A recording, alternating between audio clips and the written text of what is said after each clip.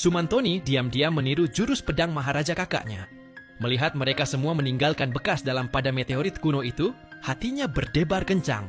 Setelah semua orang pergi, ia diam-diam berjalan ke arah meteorit itu, mengambil ranting dari tanah, meniru setiap gerakan mereka, dan menebas sekuat tenaga.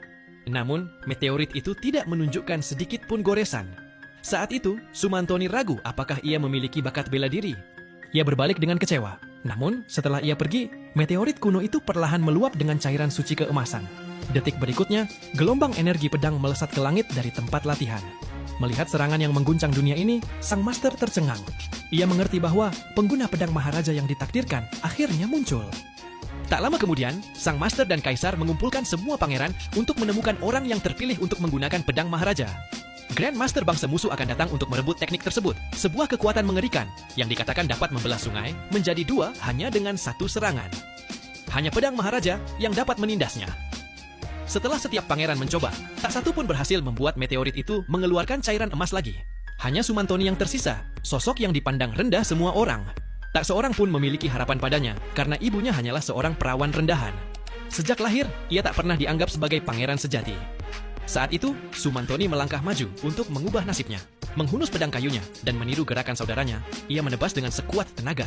Tiba-tiba, Grand Master musuh muncul, langsung menarik perhatian semua orang. Tak seorang pun menyadari reaksi meteorit itu, kecuali sang master. Ia segera menyadari bahwa Sumantoni adalah orang yang ditakdirkan. Grand Master itu sombong, menuntut keluarga kerajaan, menyerahkan buku panduan pedang, dan bahkan dengan pedang kayu, menantang seluruh klan kerajaan.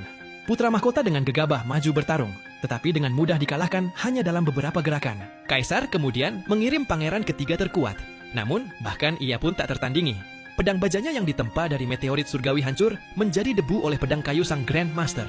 Grand Master itu kemudian menginjak pangeran ketiga, memaksa kaisar untuk menyerahkan buku panduan pedang, atau menyaksikan putranya Wafa Anna. Namun, pangeran ketiga memilih Wafa Anna daripada menyerah. Ia menyerang lagi, hanya untuk dipukuli secara brutal. Sumantoni memperhatikan dengan cemas karena pangeran ketiga adalah satu-satunya saudara yang memperlakukannya dengan baik. Ia menghunus pedang penebang kayunya lagi.